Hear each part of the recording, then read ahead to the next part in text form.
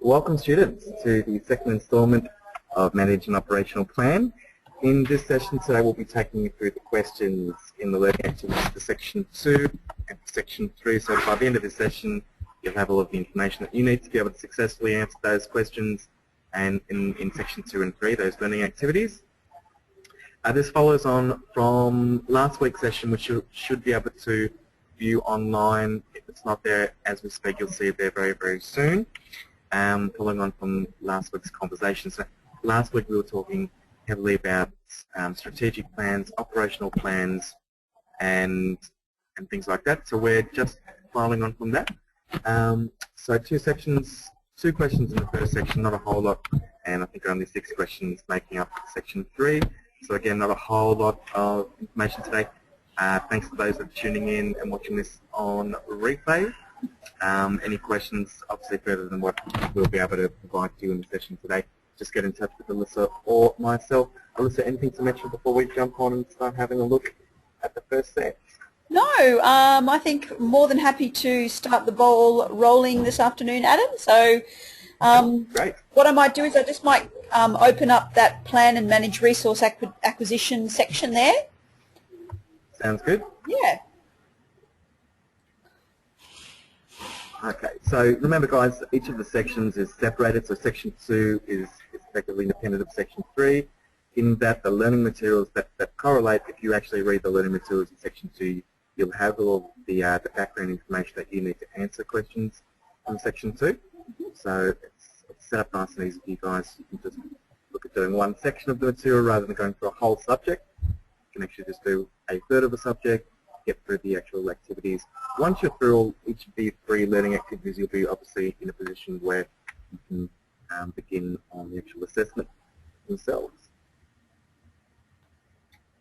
Okie dokie. Lovely. Do you want me to go ahead and read that first question, Adam?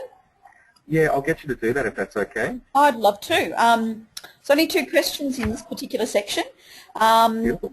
And obviously that very first question says, in your own words, outline some of the key stages in the recruitment process and briefly explain what should be achieved at each step. Okay. Yes. Now, the learning materials, guys, here's a big tip. Page 3 on your learning materials, have a look at page 3 because the learning materials do refer to, I think there's like 4, 5, 6 sort of different stages that are referred to in those materials. And what, I'm happy to go through each of those things that are in the actual learning material. What we want to see from you guys is in your own words, just describing some of these steps, some of these stages. So the actual this is from page 3 in your learning materials. It talks actually about 5 stages. So I'll identify those stages, but as we mentioned, will allow you to effectively put it into your own words when you're actually submitting it. So those 5 stages that it talks about in the materials is first stage of reviewing or planning for a given role. So what we're talking about here is the key stages in a recruitment process. Now remember, the second part of the question is asking what needs to be achieved at each step. So this is where you effectively need to put things into your own words. So reviewing or planning for the role, stage 1, step 1. Another stage is developing the selection criteria. Now this is straight out of the learning materials, guys. Another stage is just decision or deciding whether to use recruitment agency.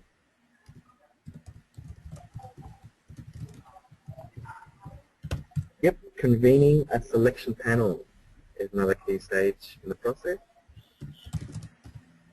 Convening. Yes.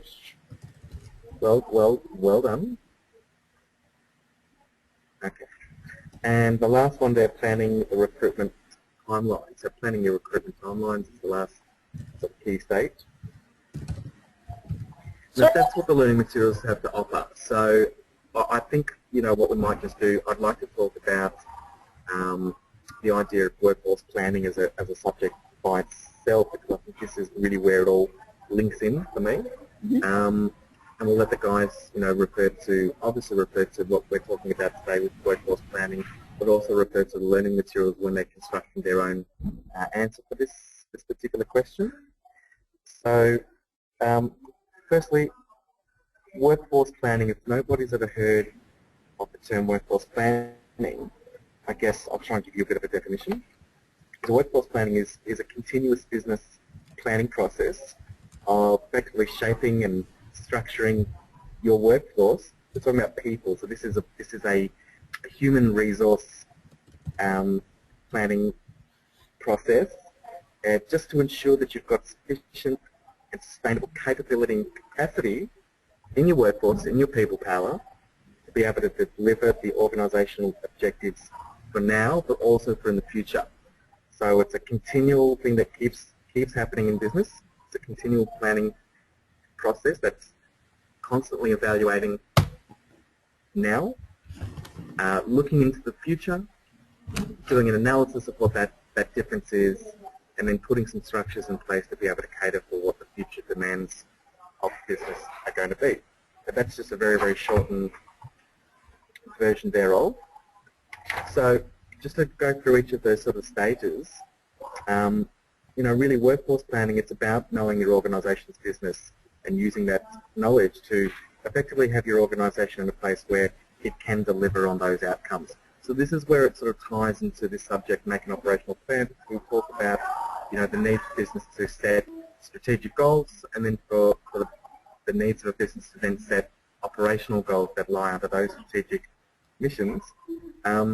This process of workforce planning is incredibly important for business because it's about structuring and preparing the organisation to be able to handle, from a human resource perspective, from that people. Oh, you there, Adam? You there? So, are you there? Yeah, I just lost you for a minute. Okay. Cool. I'm not sure which part you caught and which part you didn't. So I lost you for about 15 seconds. Okay. So just to recap that again, workforce planning is really about planning your workforce, the people power, to be able to meet the needs of what the business is trying to achieve with its strategic directions. There is a link there, what we were talking about last week, about strategic directions and operational goals. There is a link there. And this workforce plan, effectively what it does is assists the business in getting its people power right to be able to handle what the business demands and needs are going forward, which are usually outlined within the strategic plan. So generally what you want to be doing is you want to be conducting an analysis of your own organisation. This is sort of effectively what happens in the workforce planning process, is you need to sort of understand your own capability and capacity.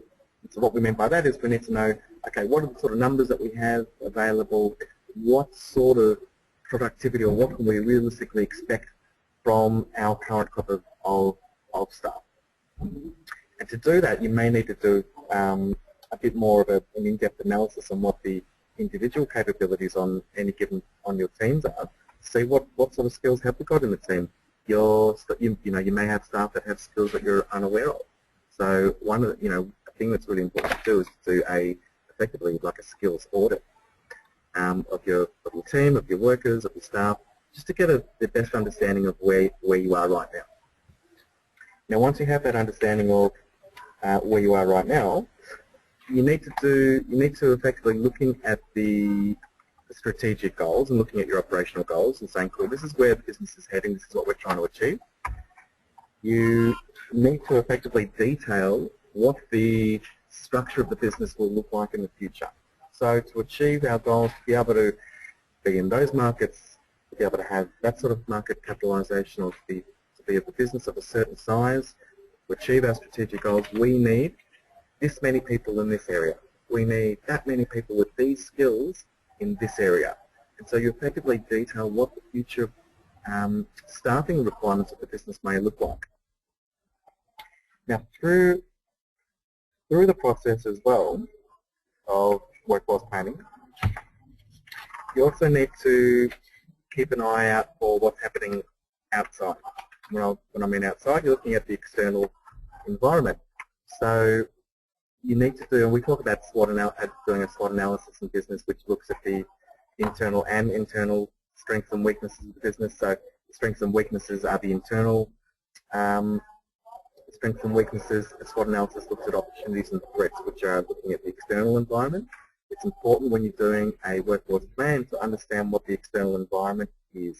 You know, if there's some key things that are changing in your industry, in your environment, in your country, then it's important to factor those things into place when you're trying to determine what your future workforce needs are going to be and what's going to be looking like. Are there legislation changes happening? Are there changes in the budget that might affect, you know, the way that your business might be operating and the way that it might look? Also, labour forecasting is a process that you want to do in this sort of, you know, analysis stage, I guess, if you like. So what we want to know is, here are the different roles that we're going to be applying for. What is the actual, I guess, forecast for those roles? So we need some people in marketing. We've decided, yep, this is our strategy. This is what our current capabilities are. These are the staff members that we've got. These are the skills that we've got. These are the skills that we need. Okay, so we need some people that have skills in marketing, and we need people that have skills in sales and business development. Let's have a look and see what the job prospects for those sort of areas are, because we need to start preparing ourselves for filling these roles. And it's important to know where, you know, there's potential shortages in the market. It's also important to know on the other side where there's a surplus.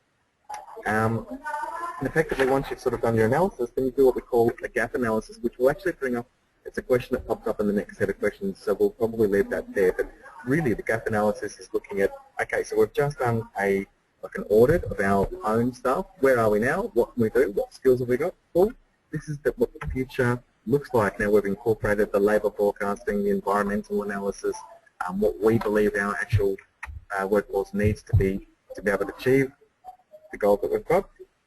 The gap analysis is really just that gap. What is the gap between now and there? And that is really what workforce planning is aiming to discover, is what's the gap between what we have now, what our absolute, you know, abilities and capabilities are now, versus you know, where we will effectively want to be.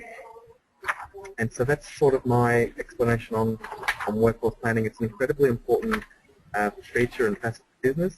It doesn't matter whether you're a small business, medium-sized business, large business, it needs to be incorporated in your organisation's planning process. And you know, it's there really for a number of reasons. It's there to obviously align your human resources with what your actual organisation is trying to achieve.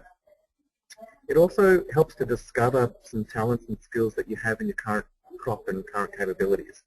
So what often happens is people go, look, we need somebody who can do this. Now, you may not be aware that your own internal, some of the staff members that you've got already may have the skills available. So sometimes doing some proper workforce planning can actually help you identify your own strengths, your own internal strengths, and effectively makes you a stronger business because you've now got a better hold on what your skill set is. It also reduces the number of situations where you have to be extremely reactive in the recruitment process. So, you know, situations where you have to hire somebody right now. Well, when you're put into that position, it effectively limits your options and abilities to be able to hire the best possible person that you can hire, simply because you've got time restrictions. You need to fill that role. So you may be less likely to, you know, drill down or to you know, I guess when you're hiring, you're more likely just to try and fill that role as quickly as you can because you've got such an important need. So workforce planning gets you prepared. You can start putting in structures in place. So this is when and how we're going to actually hire these different roles so that we are prepared and we're ready for the changes that the business is about to go through, and also changes in the external environment. So what are the changes in legislation? What are our competitors doing? What's happening in politics? All of these things shape the way that business looks and the way that business needs to be as far as their human workforce is concerned. Alyssa, anything that you'd like to add on workforce planning at all? Any sort of comments or anything you'd like to add to sort of that discussion? No, I mean, I think you've covered it quite nicely in terms of highlighting the importance of it being quite an essential tool, I think. And I think as well with the pace at which things change in terms of the environment, in terms of technology as well, I think it is really a key strategy to really use and embrace in businesses.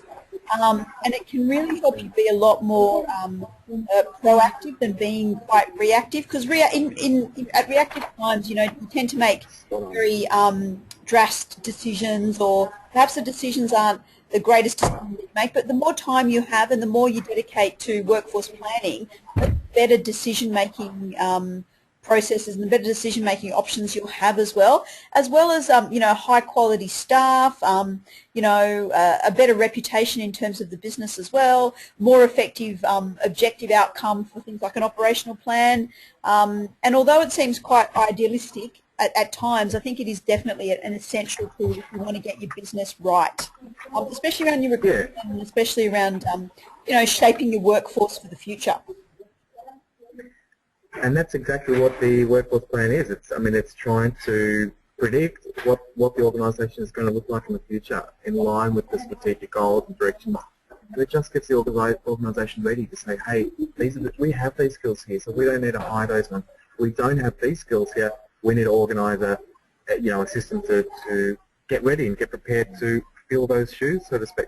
Absolutely. Absolutely. And you're spot on. The word is proactive versus reactive, and in the end, being proactive always saves money.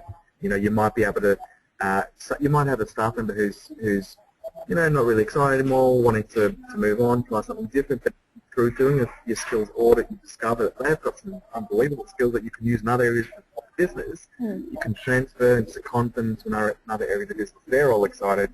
You keep, your retention rates are generally much better when you do things like workforce planning, things like that. So I actually did a workforce plan for, are you familiar with the company Fair Trade? Yes, yes. Fair Trade Australia, New Zealand. Actually, yeah, they're an Australian and New Zealand organisation. Yeah. They're a not-for-profit organisation, so they're,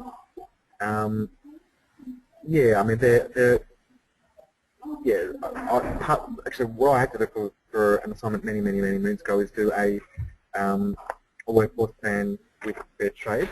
And the funny thing is about Fair Trade, and I don't know if this is just because they're not for profit and things like that, but their strategic, their strategic plans and their operational plans, it wasn't so solid. It was very, very loose, and it was interesting. I was sort of talking to the guys there about, what are your directions of the business, so on and so forth. And they have a bit of a conflict of interest between growing the business and making sure that their name is on as many products as possible, and that they're increasing the working conditions for people in third world countries, and they're making sure that all the distribution channels are all clean and kosher, so to speak. They're trying to balance that want and desire to be as widespread as possible with the ethical dilemma of making sure that with their lack of funding, I guess, if you like, because they're a not-for-profit organisation, the ability to service their current crop of licensees.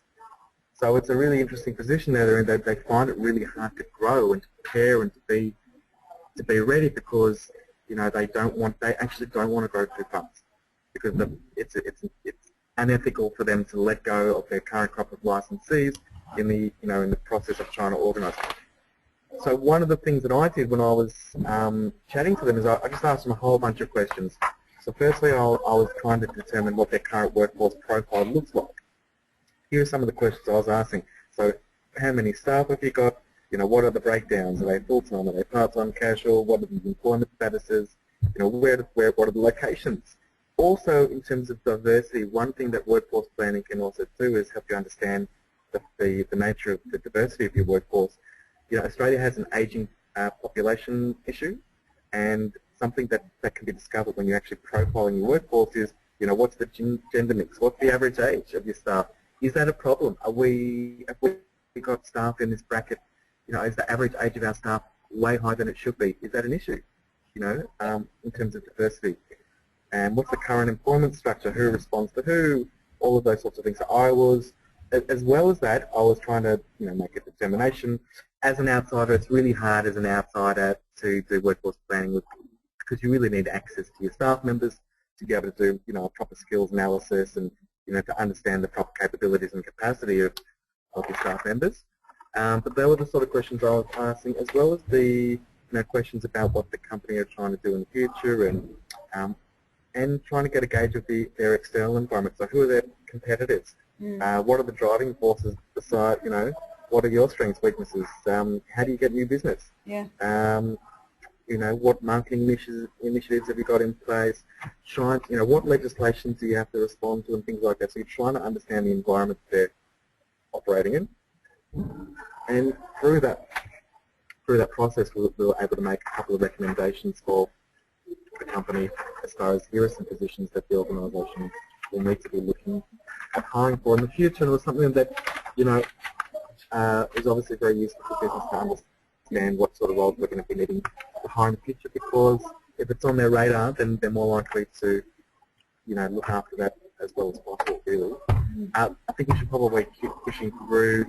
Yeah. Excuse me, keep pushing through. So with this question, I guess what I've been talking about is really the plan. Everything that I've really been talking about in workforce planning is the idea of planning. The other stages that they talk about there, so developing selection criteria. Now what we're talking about is what is the actual criteria in which we're going to select somebody on. So there are different ways to do it. The next one there, so making a decision on using a recruitment agency or recruiting internally. A lot of those decisions just depend on the nature of the role that you're hiring for. Although I think, I don't know, I find that organisations tend to use agencies to fill the needs of special roles where they may not have the expertise or Absolutely. or the connections networks to or the touch points to be able to actually do it. And I think, and I think that's probably a big bonus. I mean, sometimes, I think that if you are recruiting for a very specialised role, and perhaps you're even recruiting for a new role, so you might be developing an operational plan that might involve the use of resources that perhaps you're not very familiar with in terms of specialties or in terms of their actual specifications of their role. Using a recruitment agency or using a specialist recruiter will definitely help you to get the quality that you need for the success of your project or your plan itself. I mean, I think it's very difficult for you to wing it through an interview and pretend that you know the answers to questions if you're interviewing for a position you're not sure of. I mean, I think there are definite bonuses and benefits for using outsourced agencies or recruitment agencies, especially if you're working on or you're trying to recruit for something that you're not familiar with. Okay. Yeah. Absolutely. Big trend. Yep. Absolutely. Next one, convening a selection panel, I think is the next part of that one, which is really just putting together those that are actually going to be, interviewing the potential candidates, and trying to work out who the best placed people are for that. Quite often you'll have, you'll have somebody in HR, human resources, somebody that's in recruitment effectively involved, but you'll also have somebody that's specialised towards that actual role itself. So if you're hiring somebody in IT, you might have somebody that manages up the IT department, if you like, because they understand how that role fits in with the business. They understand what the key requirements of the role are, any technical questions that might be asked for that position, and they have a better idea of what the actual what the person needs to be or what sort of skills they need to have. So that's a really important part of the process. Definitely. And obviously then, just the last stage that the materials talk about. Guys, this is just what the materials talk about. If you guys want to present your own 5 different stages, I'd prefer that, to be honest with you. So as long as we sort of see and explain, just explain what should be achieved at each step. What are you trying to achieve? So when you say convening a selection panel, what are you trying to achieve? What is the outcome? What are you trying to achieve with that? So you just need to, I know that we've listed it here for you, but we're actually wanting you to explain what each of the stages is about in your answer. But look, I know that there are other things like developing interview questions, which might be something that you might be wanting to. So yes, while we're developing the selection criteria, one thing that I would be thinking of is, well, hang on, what's the actual questions that we're asking? So okay, well, what's the selection criteria based on? We should really know what we're actually talking about in the interview. So developing those questions, you might have a process of, so, convening a selection panel is one thing, but what about the actual selection process itself? Reference checking, is there a process for, offering the preferred candidate the role and trying to secure the services of the preferred candidate, things like that. So you guys can certainly add other things in there, or you can put your own stages. Really, there should be probably 4 or 5 sort of, I guess, broad stages, if you like, and then just talk about what you're trying to achieve in each step. Yep. The learning materials are a great help for you guys on this. This particular. Alyssa, anything else before we roll over to question number 2? No, let's roll over to the purchase order, shall we, Adam? Indeed. Indeed, indeed. The question here is outlining some of the advantages of a purchase order. Now, it's a pretty short question. Yeah. But there are many, many, many benefits to having a purchase order. So should we clear up what we're talking about by that? When a company buys things, whatever it might be, so company A needs to put in an order for whatever it might be. I think we should probably contextualize this somewhat. The local mechanic down the road, let's call them Ultratune, they need to buy Dunlop tyres. Should we just make that up? All right, we'll just go with that. So Dunlop sell tyres, and you've got a company called Ultratune who need to buy tyres because they fit tyres on cars. That's what they do. They need to source the material from somewhere, and when they put an order in with Dunlop, so Ultratune place an order for 500 Dunlop tyres, when they do, they put a number, or have a number, and actually have an official order. It's really just an official order for those tyres. Rather than, if I was to work at Ultratune up the road, calling up Dunlop saying, yep, g'day guys, how you going? I'm just going to put in an order for 500 tyres. Thanks, mate. You know where I am. You know where we work. Yeah, we've spoken before. Sounds good. Okay, catch you later. So, I guess the reason why, what's the reason why we actually have an official purchase order, why would we actually have a number and things like that, is it's just a way of tracking what you've ordered, for starters. Definitely. It's a way of, it's a way of monitoring your outgoing finances as well. It removes the chance of, doubling up on an order. So if I'm, if there's 5 of us that work at Ultratune down the road, I've placed the order for 500 tyres and I've walked out and grabbed a cup of coffee, and there's no record of this anywhere because I called up, I've gone out to grab a cup of coffee, one of my other co-workers has called up and put in an order for 500 as well. Yep. Now we've got 1,000 tyres, nowhere to put them, no way of actually paying for them. So it's sort of a, if you want to basically mitigate that possibility from happening. Yep. And additionally, look at the formal way of actually doing it, but it's also a way that you can put additional information like delivery instructions and other things that you might want to include as a formality. So there's also a record of the order, timestamp. Yeah. I'll just tell you a quick story, Adam. Please. Just having the record of order. I remember quite a significant amount of years ago now, I had 400 staff, and as a gesture, I decided that I would purchase 400 Easter eggs for them, so that each staff member would have an Easter egg for Easter. Awesome. Okay. That should work for you. You've got a good little deal going on there. I've got a good little thing happening. Yeah, I just wanted to butter them up so I could get them to training. So anyway, what happened was I completed my purchase order because the purchase order was a requirement of the organisation. So at the time they were handwritten purchase orders. So I filled in my purchase order. I processed it with my director, and I processed it with my CEO as well. And then it went off to the supplier. Anyway, I came back into my office a week later, and as I opened my office, there was there must have been seriously about 100 boxes of Easter eggs sitting in my office. Jesus. I've gone, what? Anyway, I was like, I only ordered 400 Easter eggs. And what happened was, instead of ordering 400 Easter eggs, I ordered accidentally 4,000 Easter eggs.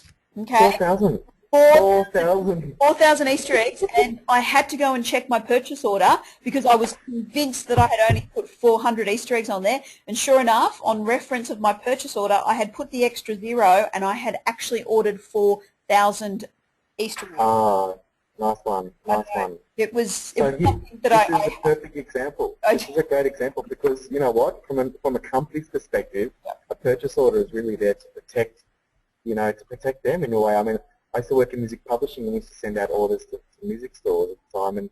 And, you know, if I sent out 4,000 Easter eggs to you and you're calling up and you're yelling at me and screaming, we're having a problem, I can just show you a copy of the purchase order and it's a way that it protects me. Yep, exactly. Additionally, if anybody's ever worked in any sort of customer service or anything like that before, you'll know that when people call up or customers call up and saying, hey, look, I'm just wondering have you guys sent out that order that we placed last week? Usually the first thing that you'll say is, yep, what was the purchase order number? And that's a way of identifying the actual orders themselves. So it's usually the best way that you can actually identify the order. Now from an ordering perspective, so when Altitude order stock from Dunlop again, some of the times what companies do, they have like naming conventions and purchase order number conventions, so that if the purchase order might be the name of the person who ordered it, the date, and a number. So if I'm checking out and saying, if I'm the boss at Altitude and I see there's an order that just came in for 500 tyres, I'm curious as to who put that order in, have a look at the invoice. The invoice will almost always refer to a purchase order. This is the other thing with purchase orders. It actually helps with the reconciliation. It helps with finance and say, here's 500 bucks, that's to pay for purchase order A, B, and C.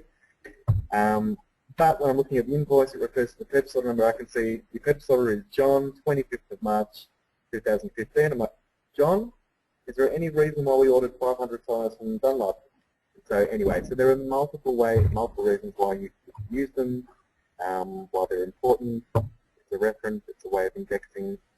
Yeah, I think we should move on to the next step. What do you say? I think so, because we can talk about purchase orders forever. Oh, look, forever. Back in the day, we used to see our students probably don't know what the word fax means. Fax. But, back in the day, all of my customers used to fax me their orders, and on the order it had a purchase order number.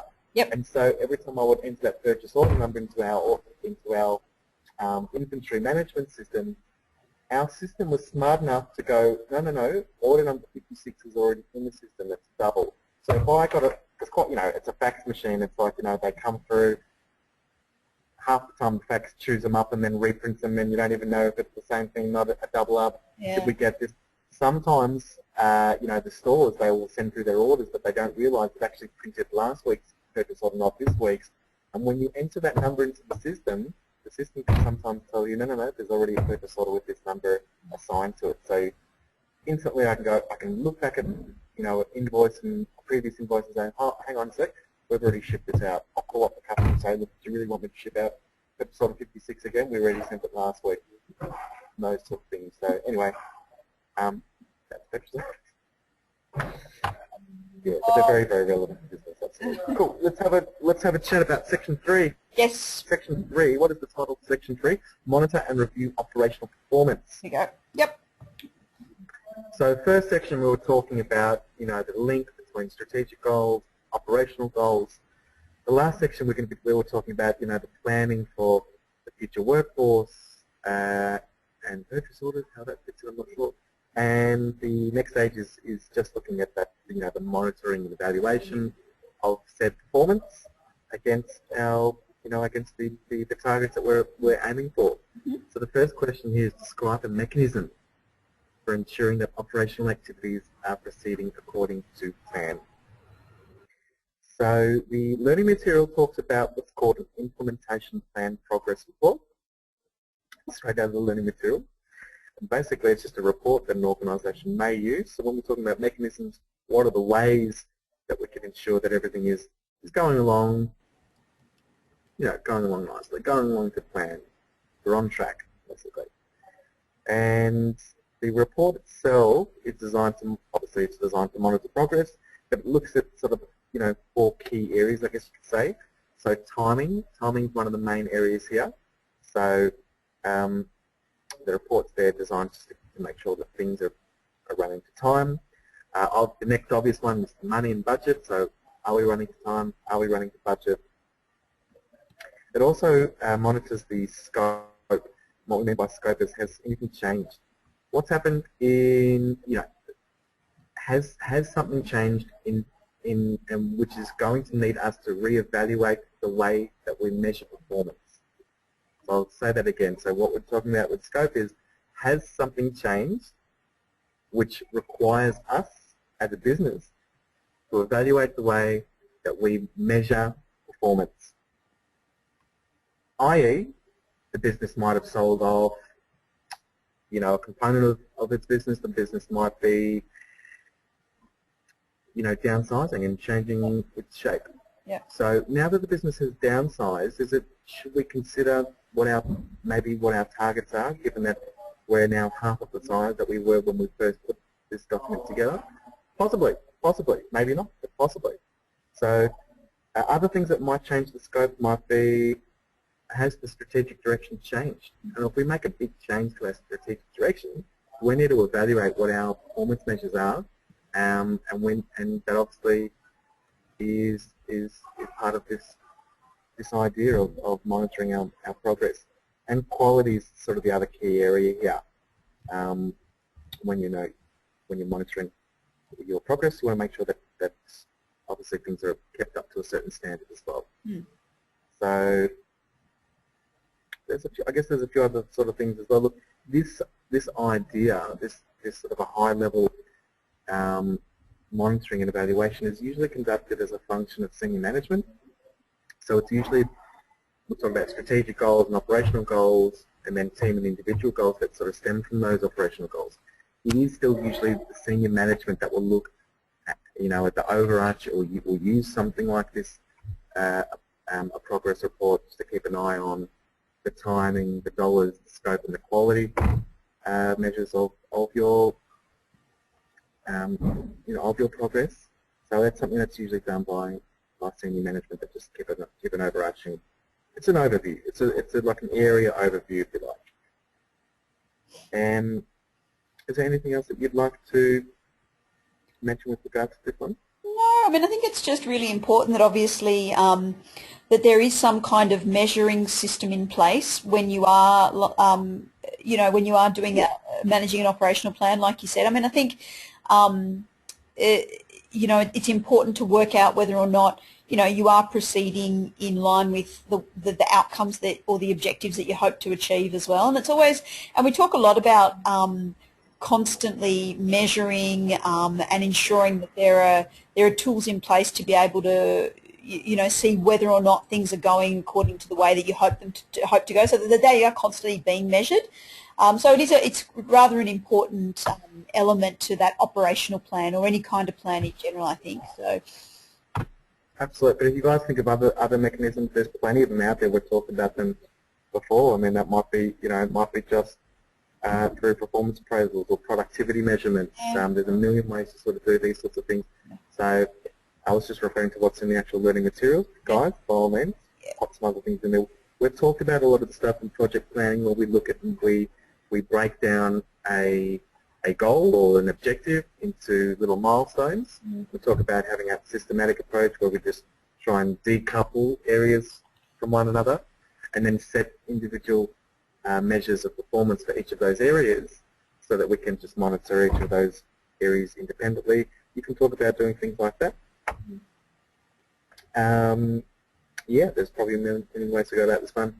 I think that's enough for this question. Let's have a look at the next one. Let's move on, shall we? Yep. Now, the next one is saying provide a list of, or name, just a name, don't have to explain, just name 3 types of financial reports that can be used to track progress and monitor on performance. Guys, page number 9 has about 10 different types of reports that look at various different things that a business might be using to manage its funds. And that's really as much as I'm going to give you on this one. We only need you guys to list 3 different types. They're sitting on page 9. Have a read through that and put your answer in. Next question. What is Gap analysis. gap analysis? Now, I know that you started All a right. little bit about this before in the previous section there, Adam. Yeah. But you didn't, yeah, you kind of described the gap analysis, I guess, as an extension of that workforce planning. So obviously that's what you were referring to, or we can go into a little bit more detail when it comes to this question specifically. Yeah, well, I mean, look, we were talking about in regards to workforce planning. So in workforce planning, what you do is you work out, okay, what are my current capabilities? What do I need my workforce to look like, and what's the gap?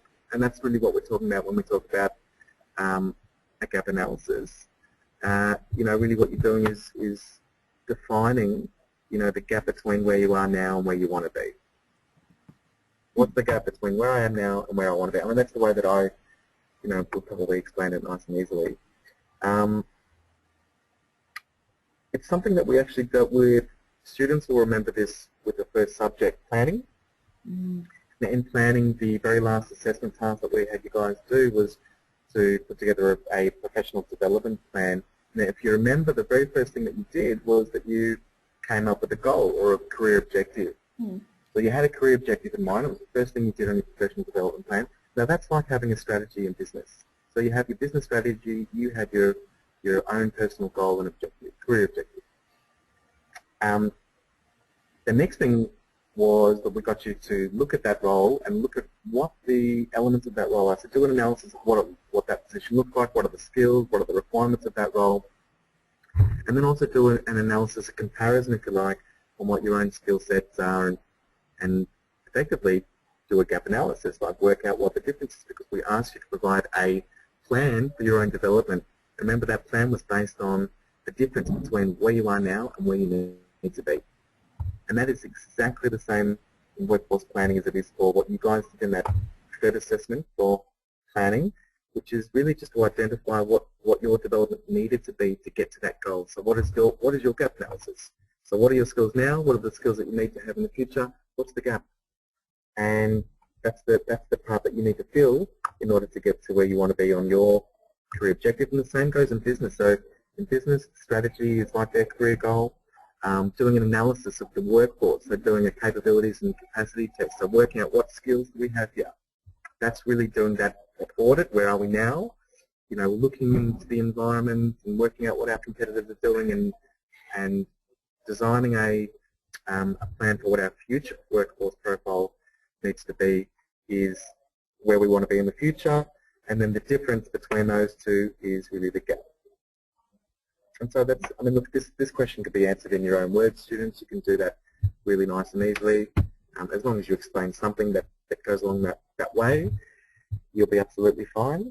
But it's something that you guys have already done to a small degree already just with yourself. And so when you think about it on a large scale, it's more or less the same process, really, just done on a much larger scale. Now, I did have something, like a PDF file, maybe to show. Let me just see if I've still got that here. Is this with regards to the gap analysis, or yeah? It was, but I think we might just let it go anyway. I think that's enough for that question in any case. Okay, I'm just going to... Unless, did you want to add anything to gap analysis there at all?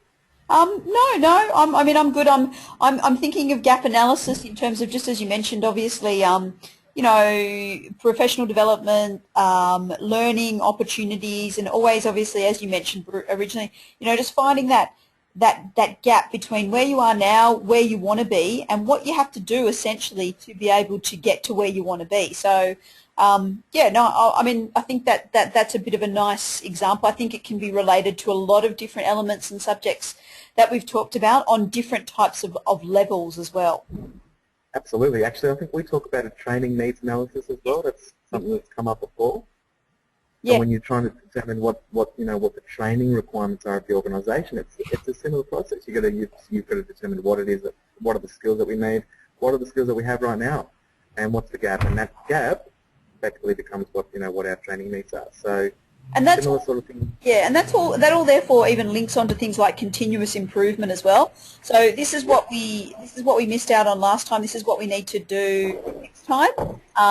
You know, and I think it's a really handy tool, but it can be used in so many different areas, and I think it's really important to identify those areas where there are gaps, because obviously that contributes to the success of, reaching your objectives, but at the same time is continually improving and developing the culture of an organisation as well, and your people. Sounds good. Indeed, indeed. Question 4. Ooh. Describe the different types of mentoring. Now, there's 4 that are referred to in the actual materials, which I'll get you to list out. We want you guys to describe these. So you're going to put it into your own words. So remember, guys, there's no note-for-note copying or word-for-word typing off the materials. You need to be putting these things in your own words. If you're using the exact wording that come from the learning materials, we will pass it back to you, because in this, what we call a competency-based program, it's a matter of being able to demonstrate understanding. If you can show us that you understand something, then you'll pass through. If all you do is copy the work that sits there, or if you're actually using the learning materials as your own answers, there's no ability for Alyssa or myself to be able to identify that you can demonstrate an understanding of the material, short of demonstrating an understanding on how to copy and paste. So please be aware, just to make sure that things go into your own words. But in any case, Alyssa, I digress. Here are the 4. You never digress, Adam. Never do I digress. I'm the king of digression. Can I even say that? You can have that title, yes. Sounds good. Sounds good. You called me the queen of something before. What was that? Queen of... No, I called the queen of the screen. The queen of the screen. Right, yes. Okay. So I'll be the king of digression. You can be the screen queen. All right. Okay, now I'm digressing again, clearly. That's exactly right. That's good, though. That's good. That's good. We'll keep it interesting. Okay, so we're talking about mentoring here. Here are the 4 different types out of the materials. You've got informal, formal, small group mentoring, and professional. Okay, so really with informal, it's sort of like our informal learning that we've dealt with before. It's an unstructured type of mentoring. It's usually very spontaneous. It usually just happens sort of on the spot, on the job style of learning. So it's an unstructured, non-prearranged. I guess that's the difference between formal and informal. Formal means that it's actually been facilitated. So somebody's come up and said, yep, we're going to come up with an arrangement where you're going to be looking after this person, or that you're going to be mentoring that particular person. So there's usually a prearranged agreement to have that mentorship between the mentor and the mentoree. The difference between that formality or the formal and informal. Small groups is just referring to the fact that mentoring is done sometimes in small groups. So a group up to 3, 4, 5 people. Yeah, usually occurring within the organisation that can assist a mentor, mentoree, I should say. And the last one is actually just in reference to that there has been a exchange of finances in the arrangement. And that is what is meant. So the difference between professional and formal is usually, a formal arrangement is usually done internally within an organisation that both guys are getting paid in any case. Professional is usually something that's like an outsourced sort of mentorship. So there's an agreement, it's a formal agreement, but it's done outside of the business, so there's an exchange of money for services. And that's that one. Oh, is there anything you'd like to add to this one? No, yeah, not really. I mean, it's very interesting to have a look at the very different levels of mentoring, actually. And, the last one, the exchange of finances, is quite an interesting and very formal approach to mentoring. I guess, just to emphasize it, that doesn't necessarily mean that, if you're exchanging finances, I mean, mentoring exists all the time in the workplace. So, it can be quite effective informally, just as effective, on a professional level as well. So even though it does have different levels there, I think they hopefully still will produce the same outcome and use the same kind of techniques. It's just, I guess, appealing to different people and their needs. Yeah, and I think that's what the question is designed to do, is to show students that it comes in many shapes and forms, really. Yeah. That you can see it in this way, in that fashion, but it can also be seen in that way. And so not just to get a very black and white idea on what mentoring potentially is, or what it's where it starts and finishes. So, yep, I'm happy with that. Cool. All right, let's have a look at that next one. So discuss the role of performance monitoring in negotiating variations to operational plans. Okay. Really, what I'm sort of reading into this question is, what is the role of monitoring performance? Yeah. Yeah. And I'm going to even forget the second half of this question. Okay. Do you agree with where I'm going with this one, or? Yeah, definitely. I mean, I kind of see it as well, as we kind of discussed a little bit earlier about this particular question. I guess in some situations when you are looking at implementation or managing operational plans, there could be, service agreements that are made with external suppliers as well, and the services that the external suppliers are supplying you with are vital for the success of your operational plan. And if, I guess, they aren't performing the way it was agreed to in terms of the performance and what the KPIs were, that perhaps a renegotiation of those service agreements may need to take place. So that's kind of, maybe reading too much into the question, but that's kind of my thought process. I guess it's about identifying where there is something that's not working and negotiating a change so that it doesn't impact the success of your operational plan objectives.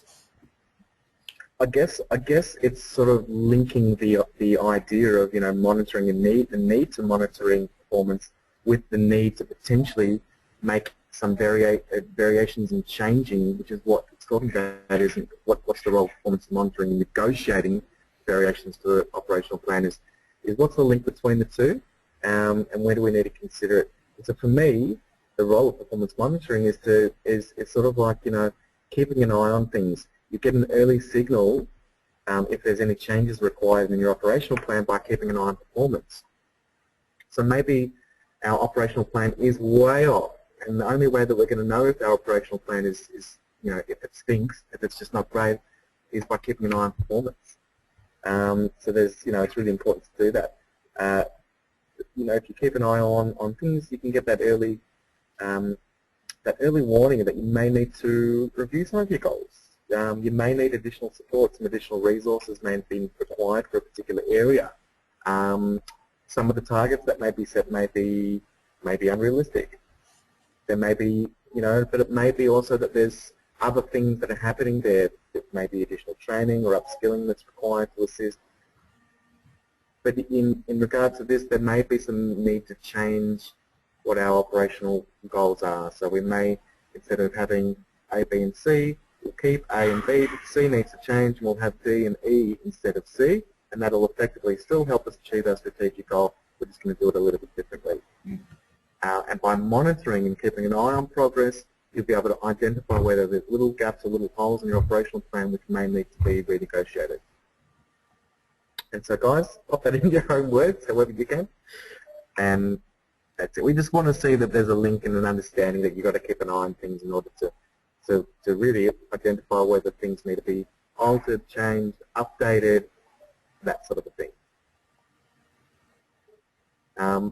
I've got an example where I've worked in music publishing where the company actually acquired some new business, so they've got a new publishing deal, and as a result, sales guys that were working in the organisation, they were doing really well. They were hitting all their targets. Why are they hitting all their targets? All of these,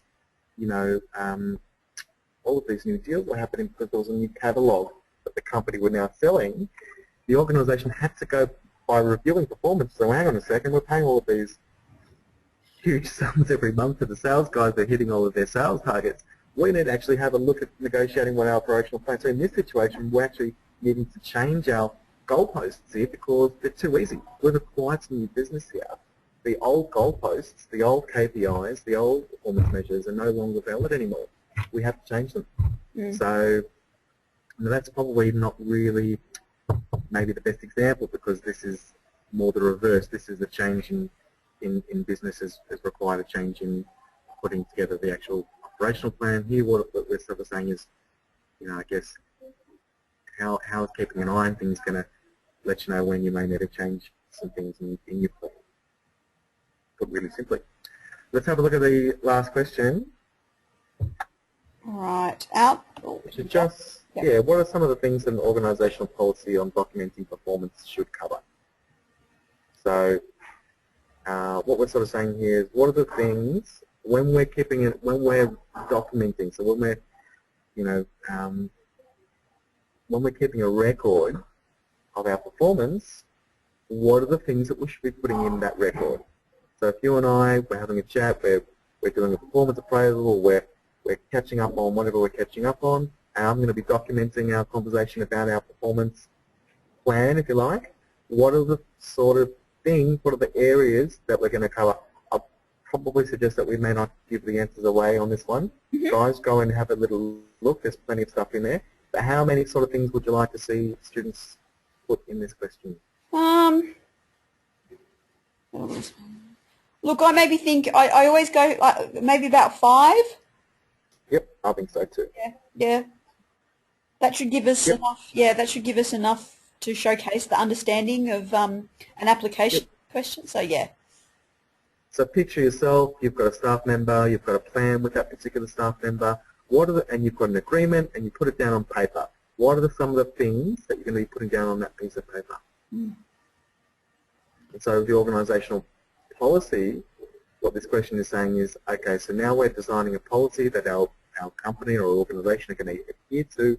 What are the things that we want to absolutely make sure get documented when we're reporting on our performance? Because we know how important performance is. So what are the things that we're going to document? So just picture yourself in that situation. Put a list of approximately 5 things. Now, don't need to be overly descriptive, so if you put down something which is 1 or 2 words, but that 1 or 2 words is clear what it is, that's fine.